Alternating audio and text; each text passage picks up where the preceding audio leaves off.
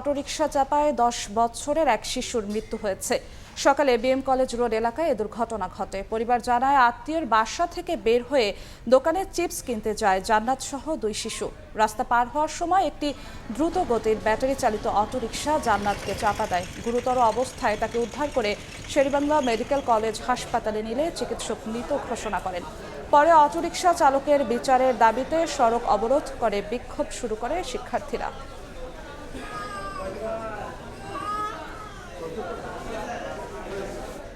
এই মুহূর্তে বরিশালে বিএম কলেজের সামনে আছেন সহকর্মী অপূর্ব অপু। সরাসরি যাচ্ছি অপুর কাছে। অপু,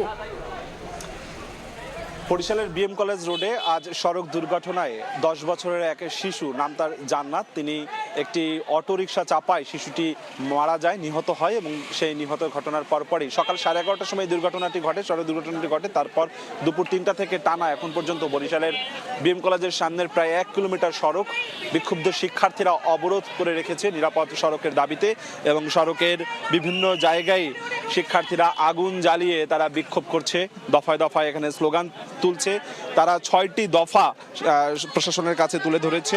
নিরাপদ সড়কের দাবিতে 6 দফা দাবি আদায় না হওয়া পর্যন্ত এই সড়ক অবরোধ কর্মসূচি চলবে। এবং তারা, আমরা দেখেছি যে এই বিক্ষুব্ধ শিক্ষার্থীরা বলছে শুধুমাত্র আজকের ঘটনাই নয়, এর আগেও বেশ গত 1 মাসে অন্তত 10টি সড়ক দুর্ঘটনা ঘটেছে এবং সড়ক দুর্ঘটনায় অর্ধশত মানুষ আহত হয়েছে এবং নিহত হয়েছে, বেশ কয়েকজন নিহত হয়েছে। আজকে সকাল 11:30টায় শিশু জান্নাত নিহত হয়েছে এবং তারপরই এই এলাকাবাসী বিক্ষুব্ধ হয়। বিশেষ করে এইখানে বিএম কলেজ রয়েছে, বিএম কলেজ ছাড়াও আশেপাশে বেশ কয়েকটি শিক্ষা প্রতিষ্ঠান রয়েছে। সেই সমস্ত শিক্ষা প্রতিষ্ঠানের সাধারণ শিক্ষার্থীরা একাট্টা হয়ে দুপুর থেকে তারা এই জায়গাটি কিন্তু আন্দোলন চালিয়ে যাচ্ছে এবং গোটা সড়ক, এই যে গোটা সড়কটি যান চলাচল বন্ধ হয়ে রয়েছে। একদিকে নতুল্লাবাদ, অন্যদিকে আমার পিছনটাতে রয়েছে নতুন বাজার, অর্থাৎ শহরের মূল সড়ক।